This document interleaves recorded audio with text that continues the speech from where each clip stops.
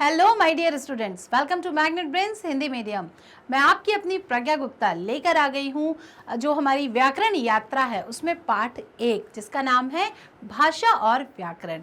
जैसे कि आपको पाठ का नाम सुनकर ही पता चल गया होगा कि आज हम जो पढ़ने वाले हैं उसमें हम जो बातचीत कर रहे हैं कुछ इसके बारे में है, और साथ ही साथ ये व्याकरण हम जो शुरू कर रहे हैं आज से, ये हम क्यों पढ़ रहे हैं, क्या आवश्यकता है इसकी, कितने प्रकार की होगी, क्यों इसको इतना जानना ज़रूरी है और क्यों इसे पहले पाठ में ही लिया गया है। तो ये सारी चीज़ों के जवाब मिलेंगे हमें हमारे इस पाठ के शुरुआत में। तो चलिए शुरू करते हैं। भाषा और व्याकरण, ये आपकी हिंदी का पहला पाठ है। भाषा क्या होती है? भाषा तो यहाँ पर वैसे जब हम आपस में बातचीत करें तो भाषा विचारों को प्रकट करने का माध्यम है, बस इतनी होती है भाषा की परिभाषा। लेकिन साहित्यिक जब हम बात करते हैं तो यहाँ पर जो किताबी भाषा में आप भाषा को समझेंगे तो पहले एक बार इसे देख लीजिए। क्या आपको याद करना है वो मैं आपको क्लियर करती हूँ। भाषा शब्द भाष धातु से बना होता है। संस्कृत में आपने धातु पढ़ी है, तो भाष धातु से बना है भाषा शब्द, जिसका अर्थ होता है बोलना। जब हम बातचीत करते हैं, मैं बोल रही हूँ, आप सुन रहे हैं, फिर आप बोलेंगे, मैं सुनूंगी, बहुत सारे लोग आपस में बैठकर बातचीत कर रहे हैं, तो अपने विचारों का जो आदान प्रदान करते हैं, गिव एंड टेक जिसे हम कहते हैं, वो होता है भाषा। जब व्यक्ति अपनी बात को बोलकर कहता है या अपने प्रकट करता है अपने मन की बातों को, तो वो कहलाता है भाषा। तो अब आपको, मुझे लगता है, भाषा समझ में आ गई होगी कि भाषा किसे कहते हैं। साथ ही साथ भाषा की अगर हम परिभाषा की बात करें, क्योंकि जब भी कभी आप व्याकरण की पुस्तक उठाएंगे तो परिभाषाओं पर ही आधारित होती है, तो अगर हम परिभाषा के आधार पर देखें तो बस ये छोटी सी बात आपको समझनी है जो कि बहुत आसान है। अपने मन के भावों को और विचारों को बोलकर, लिखकर या फिर पढ़कर प्रकट करने का जो साधन है वो क्या कहलाता है? भाषा कहलाता है। अब जब देखा होगा आपने, न्यूबॉर्न बेबी होता है, जो नन्हा मुन्ना बच्चा, नवजात शिशु जिसे हम कहें, अब ना वो बोल सकता है, ना पढ़ सकता है, ना समझ सकता है, तो वो अपनी भाषा का प्रयोग कर ही नहीं पाता। लेकिन वो क्या करता है? सिर्फ रोकर अपनी बात व्यक्त करता है। वो तो हम बड़े हैं कि हम उसकी एक्सप्रेशन से चीज़ों को समझ जाते हैं, लेकिन जैसे जैसे बच्चा धीरे धीरे बड़ा होता जाता है, आपने देखा वो बोलने की कोशिश करता है, क्योंकि मनुष्य एक ऐसा सामाजिक प्राणी है जो अपनी हर एक बात बोलकर, सुनकर ही सीखता, समझता और प्रकट करता है। तो धीरे धीरे वो क्या करता है? भाषा का प्रयोग सीख जाता है। जब माँ उसको हाथों के इशारे से बुलाती है, आ जाओ, तो वो समझ जाता है कि सांकेतिक भाषा को इस तरीके से बुलाने का अर्थ है माँ के पास जाना। वो उठाकर लाओ, तो वो उंगली के इशारे से समझ जाता है कि मुझे वो चीज़ वहाँ जाने के लिए कहा जा रहा है। तो भाषा जो होती है वो क्या है? मन के विचारों को बोलकर, सुनकर, लिखकर प्रकट करने का माध्यम जो है वो क्या कहलाती है?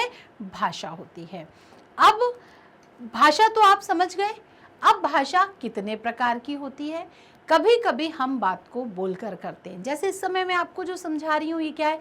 बोलकर की गई बात, ठीक है।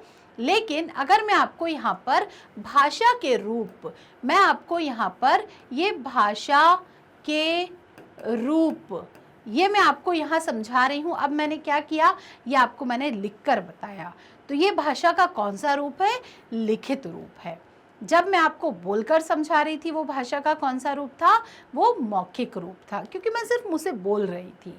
तो इस प्रकार भाषा के साथ साथ भाषा के कितने रूप होते हैं? भाषा के 2 रूप होते हैं। कौन कौन से? मौखिक और लिखित। थोड़ा सा समझते हैं।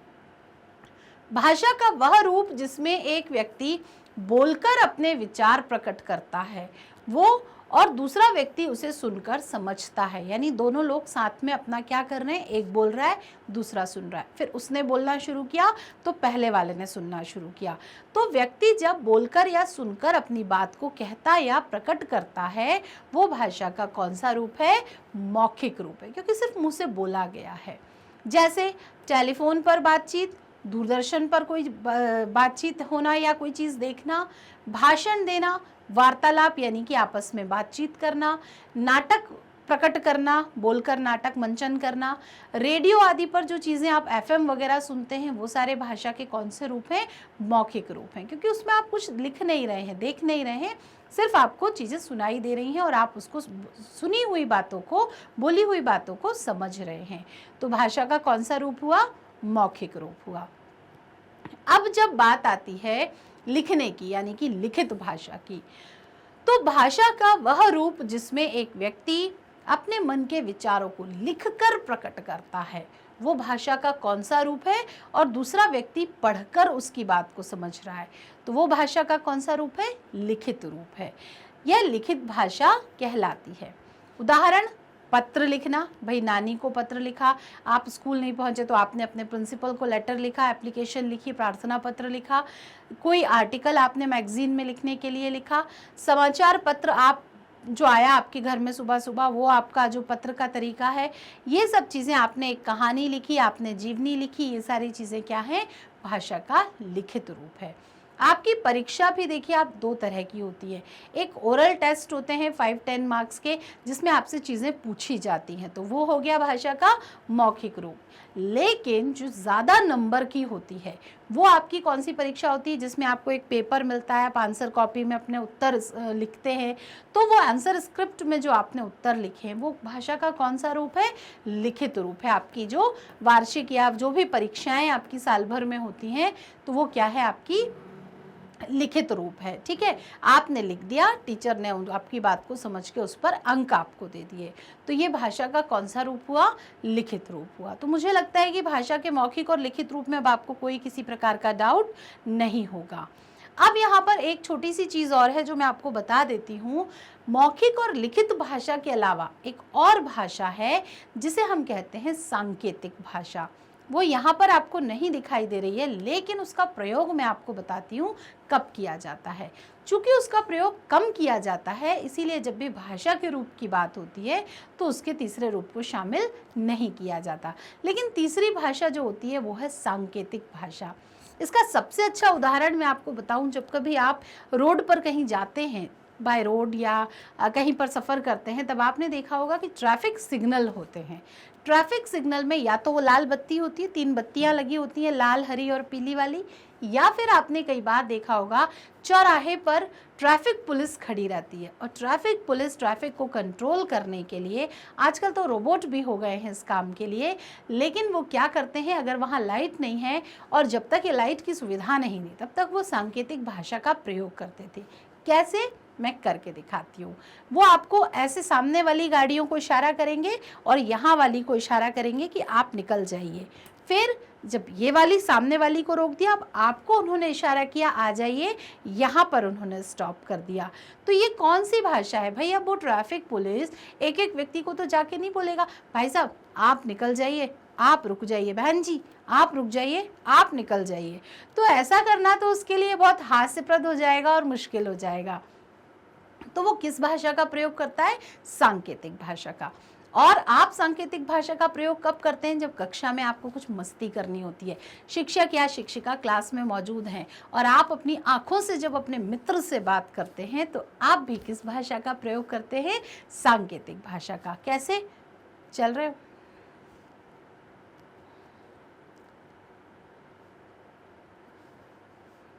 क्या करा ये हमने प्रयोग किया सांकेतिक भाषा का, जिसमें आपने आंखों में हाथों के इशारे से फेस के एक्सप्रेशन चेंज करके अपनी बात कह ली। तो इस प्रकार से सांकेतिक भाषा का प्रयोग भी हम करते हैं, लेकिन मौखिक और लिखित से कम उसका प्रयोग किया जाता है। बहुत दूर किसी रेलवे स्टेशन पर अगर आपने किसी मित्र को देखा, आपने उसे हाय कर दिया, कहाँ, उसने बता दिया वहाँ, कब आएगा, उसने कहा 2 दिन, तो आपको सारी बात क्लियर हो गई कि वो दिल्ली जा रहा है और 2 दिन बाद लौट के आने वाला है। फ़ोन करना, तो वो समझ गया कि जाके मुझे फ़ोन करना है इसको। तो इस प्रकार ये सांकेतिक भाषा का प्रयोग भी किया जाता है। तो यहाँ पर मौखिक लिखित के साथ आप एक सांकेतिक भाषा को भी समझ सकते हैं। अब यहाँ पर है भाषा के रूप। अब हमने भाई भाषा के बारे में जान लिया कितने प्रकार की होती है। अब है भाषा के रूप। तो एक चीज़ जनरल नॉलेज यानी कि आपके सामान्य ज्ञान के लिए भी बेहद आवश्यक है, जो है भारतीय संविधान में 22 भाषाओं को मान्यता दी गई है। यानी 22 ऐसी भाषाएं हैं जिनको हमारा संविधान सही मानता है। उसमें लिखा गया जो साहित्य है वो पढ़ा और समझा जाता है, सामान्य रूप से मार्केट में अवेलेबल होता है। कौन कौन सी हैं? हिंदी, असमिया, बंगाली, डोंगरी, बोडो, उर्दू, नेपाली, गुजराती, कन्नड़, कश्मीरी, कोंकणी, मैथिली, मलयालम, मराठी, मणिपुरी, उड़िया, पंजाबी, संस्कृत, संथाली, तमिल, सिंधी और तेलुगु। तो आप में से भी कई बच्चे जो इस समय मुझे सुन रहे हैं, इनमें से कई भाषाओं के जो प्रयोग करते हैं उनमें से कई बच्चे होंगे। यानी इस समय हम हो सकता है पूरी 10 या 15 भाषाओं के बच्चे इस समय मुझे सुन रहे हों, या 4 से 5 भाषाओं के बच्चे मुझे सुन रहे हों, या हो सकता है मेरी अपनी भाषा के बच्चे मुझे सुन रहे हों। तो इस प्रकार यहाँ पर 22 जो भाषाएं हैं उनको हमारे भारतीय संविधान यानी कि कॉन्स्टिट्यूशन ने मान्यता दे रखी है। हिंदी को राजभाषा, अब हम हर स्कूल में आपने देखा होगा 14 सितंबर को हम हिंदी दिवस मनाते हैं। क्यों उसी दिन हिंदी दिवस मनाया जाता है, उसके पीछे एक कारण है।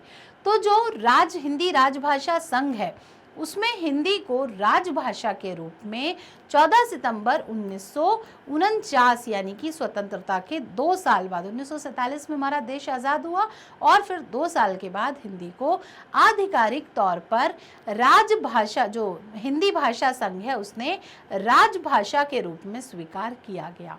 क्या होती है राजभाषा? जिसके अंतर्गत पूरे राज्य का जो कार्य होता है वो जिस भाषा में किया जाता है वो उस प्रदेश की राजभाषा कहलाती है। और केंद्रीय सरकार के जो कामकाज के लिए ये भाषा अनिवार्य घोषित कर दी गई है। यानी अंग्रेजी में भी थोड़ा बहुत कामकाज होता है, लेकिन जो प्रमुख कार्य हैं वो आपकी हिंदी भाषा में ही किए जाएंगे। और जो इस भारत की राजभाषा है उस समय वो क्या है? वो हमारी हिंदी है। ठीक है, तो इस प्रकार हमने यहाँ पर जाना कि हिंदी को 14 सितंबर 1949 को राजभाषा का दर्जा दिया गया था। अब है भाषा के रूप। अब आप कहेंगे कि मैम मैं तो कोई बोली बोलता हूँ, मैं तो ये भाषा ना बोल के मैं तो अवधी बोलता हूँ या राजस्थानी बोलता हूँ या गुजराती बोलता हूँ। तो कभी हम भाषाओं के साथ साथ कुछ ऐसी मातृभाषाओं का प्रयोग भी करते हैं।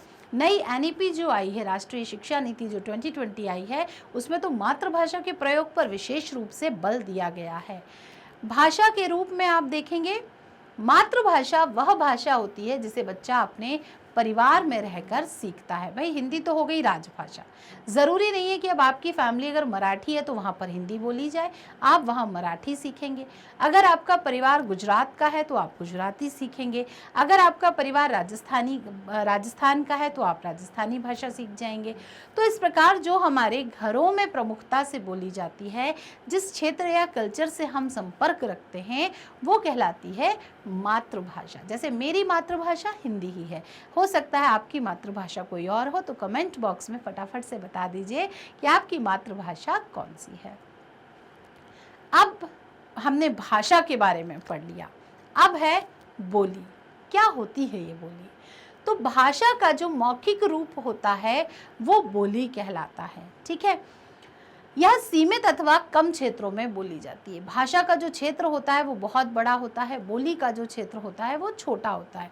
बोलियां अलग अलग गाँव में अलग अलग हिसाब से बदलती रहती हैं, जबकि भाषा एक ही रहती है। फॉर एग्जाम्पल पूरे गुजरात में गुजराती बोली जाती है, वो भाषा है, लेकिन वहाँ के अलग अलग गाँवों में अलग अलग बोली जाती हैं, वो बोली कहलाती हैं। ठीक है, तो बोली का क्षेत्र जो होता है सीमित होता है। फॉर एग्जाम्पल अगर हम बात करें मध्य प्रदेश की, तो यहाँ पर लगभग राजभाषा के रूप में हिंदी का प्रयोग अधिकांश लोग करते हैं, लेकिन जैसे जैसे हम जगह बदलते जाते हैं थोड़े थोड़े शब्दों का जो अंतर आता जाता है वो बोली कहलाता है। ठीक है, अब जैसे बोलियों में क्या है, मैथिली, राजस्थानी, बुंदेलखंडी आदि कई ऐसी बोलियां हैं जिनका प्रयोग भारत के विभिन्न भागों में किया जाता है। तो सीधा सीधा याद रखने के लिए यह आवश्यक है कि भाषा का प्रयोग बड़े स्तर पर किया जाता है और बोली का प्रयोग छोटे स्तर पर किया जाता है। अब भाषा के रूप, भाषा हमने पढ़ ली, अब जानिए व्याकरण। भाषा जब आप बोलना सीख गए, आपको शब्दों का प्रयोग करना आ गया, तो अब आप ये बताइए आपको कैसे पता कि अगर ये महिला है तो मुझे खड़ी बोलना है, बड़े बैठी बोलना है, और ये पुरुष है तो बैठा बोलना है, खड़ा बोलना है, ये सब हमें कैसे पता चलता है? तो हम पढ़ते हैं इसके लिए व्याकरण। और सामान्य रूप से किसी, अब आप कहेंगे कि मैम छोटा बच्चा जो नर्सरी 2 या 3 साल का, उसको तो हमने व्याकरण नहीं पढ़ाया, लेकिन वो घर में सुनते सुनते चीज़ों को सीख जाता है। उसे पता होता है कि पापा आ गए हैं, मम्मी खाना बना रही हैं, पापा पेपर पढ़ रहे हैं, ये चीज़ें वो सुन सुन के ही प्रयोग में सीख जाता है। तो भाषा को, अब व्याकरण क्या है, क्यों व्याकरण पढ़ना ज़रूरी है? तो भाषा को शुद्ध रूप से, ध्यान दें, शुद्ध रूप से बोलना, पढ़ना, लिखना सिखाने वाला जो शास्त्र होता है वो होता है व्याकरण। भाषा में क्या क्या पढ़ते हैं हम व्याकरण में? व्याकरण में हम भाषा के वर्ण, आ से लेके ज्ञानी तक, फिर शब्द, कावलकल, चावलचल, हावलहल, इस तरीके से शब्द बनाना सीखते हैं। फिर पद, यानी कि उनको जोड़ जोड़ के नए शब्द बनाना सीखते हैं। फिर जब ये सब चीज़ें सीख जाते हैं तो हम बनाते हैं वाक्य, और इन पर विचार किया जाता है। इसके आधार पर व्याकरण के 4 अंग होते हैं। व्याकरण कितने प्रकार का होता है? तो व्याकरण 4 प्रकार का होता है। सबसे पहला होता है वर्ण विचार, जिसमें हम आ से लेके ज्ञानी तक के पूरे वर्णों के बारे में देखते हैं। कितने स्वर हैं, कितने व्यंजन हैं, कितने संयुक्त व्यंजन हैं, ये सारी चीज़ें पढ़ते हैं हम व्याकरण के पहले भाग वर्ण विचार में। तो ये वाला जो काम है लगभग आपका नर्सरी से लेके KG1 तक पूरा हो जाता है। नर्सरी से लेके KG1 KG2 तक आते आते आप ये वर्णमाला पूरी सीख जाते हैं। KG2 के बाद शुरू होता है, या KG2 से शुरू होता है आपका शब्द बनाने का सिलसिला। अब आपको पता है का शब्द है, अब आपको पता है यहाँ पर देखेंगे कि एक का शब्द है, ठीक है। फिर आपको पता है कि एक माँ शब्द है, फिर आपको पता है कि एक लाबी वर्ण होता है। तो का, मा और ला तीनों को मिलाकर आपने, 3 वर्णों को मिलाकर आपने एक शब्द बना दिया कमल, ठीक है। तो आप क्या सीख गए? वर्ण विचार के बाद आप यहाँ पर सीख गए शब्द विचार। अब आप इसको शब्द बनाना जब आप सीख गए तो आप इसको बढ़ा सकते हैं कि कमल पानी में खिलता है, कमल लाल होता है, कमल पर लक्ष्मी जी बैठती हैं। तो आपने ऐसे करके इस कमल शब्द से क्या बनाना शुरू कर दिए? पहले तो शब्द बनाना सीख गए आप बहुत सारे, और फिर शब्दों को बनाते बनाते आप वाक्य बनाना अचानक ही सीख जाते हैं। इनको जोड़ जोड़ कर आप बनाने लगते हैं। पद विचार में आप क्या पढ़ते हो कि अब भाई कमल एक पद है।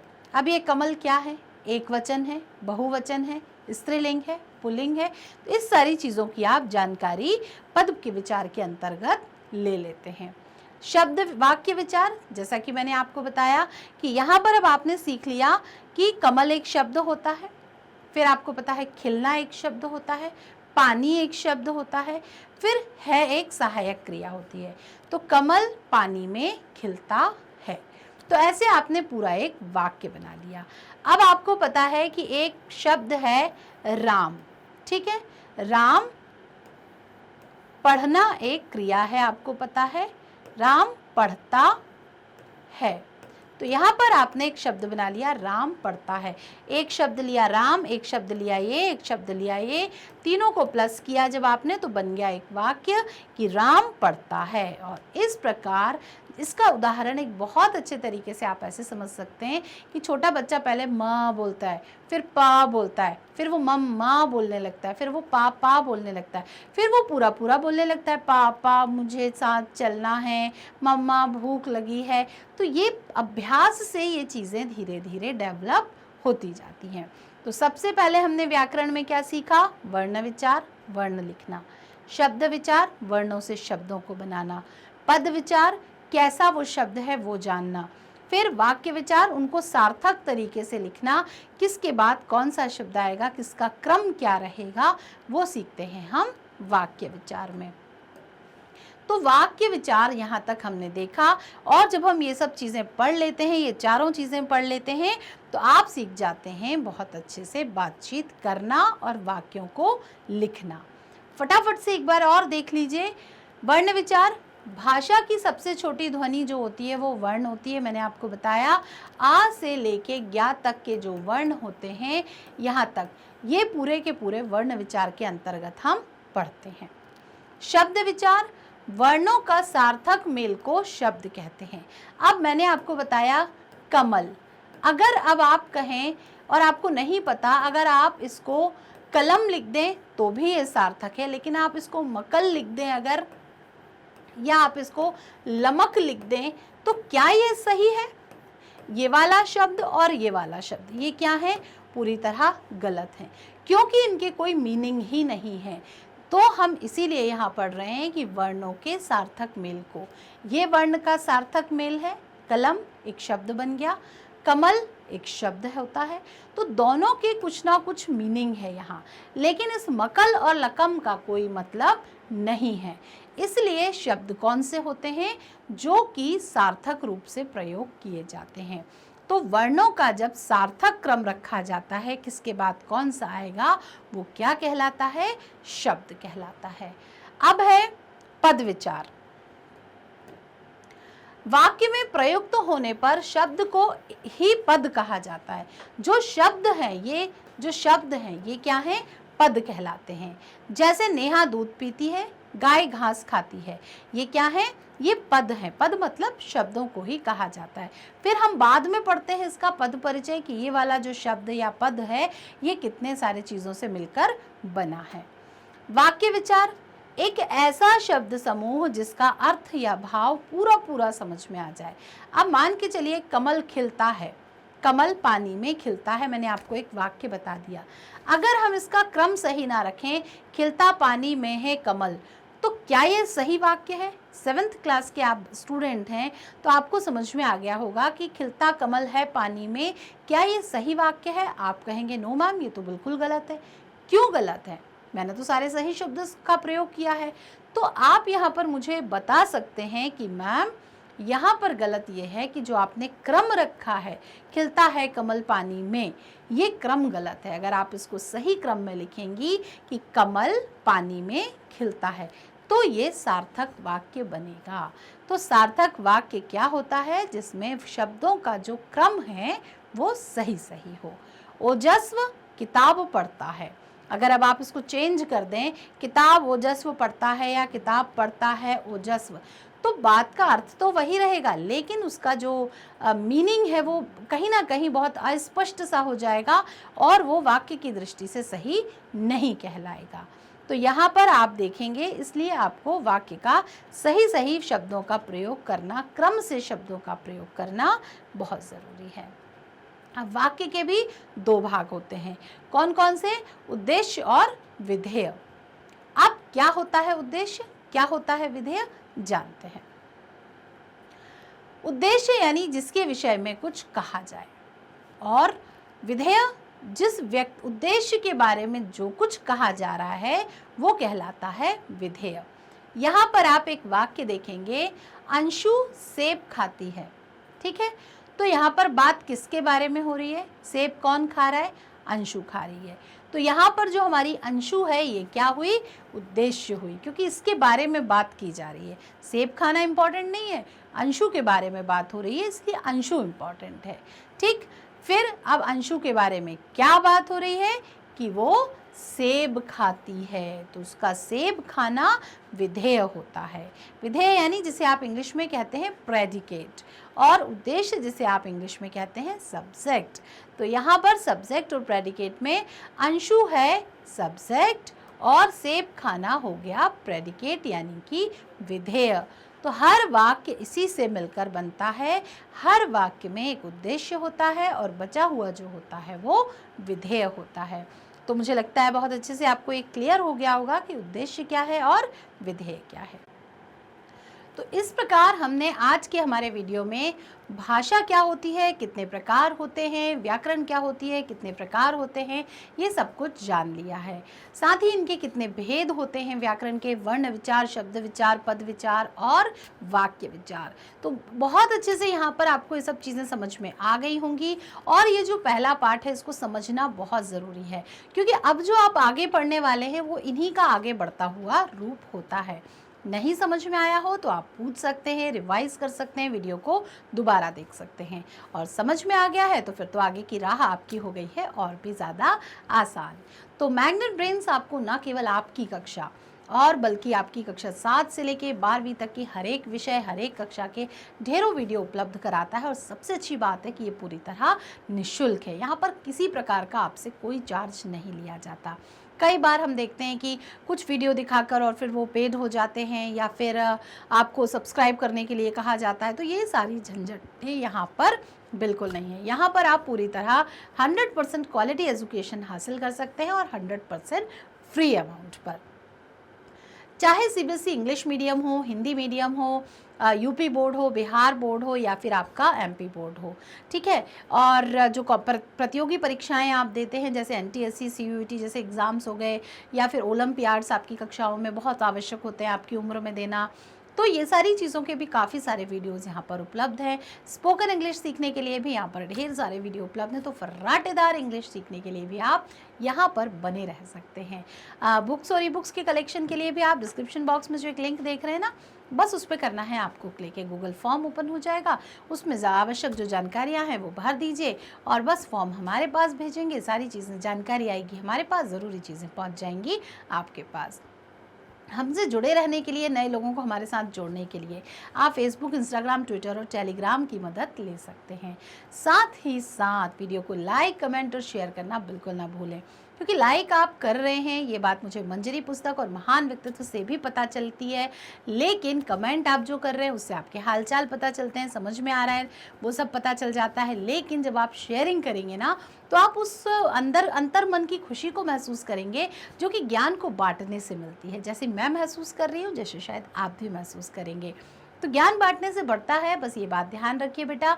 और सारी चीज़ें शेयर करते रहिए। जो चीज़ें आप पढ़ रहे हैं उसकी चर्चा अपने दोस्तों से ज़रूर करिए ताकि आपका नॉलेज बढ़ जाए और उसको एक नई जानकारी हासिल हो जाए।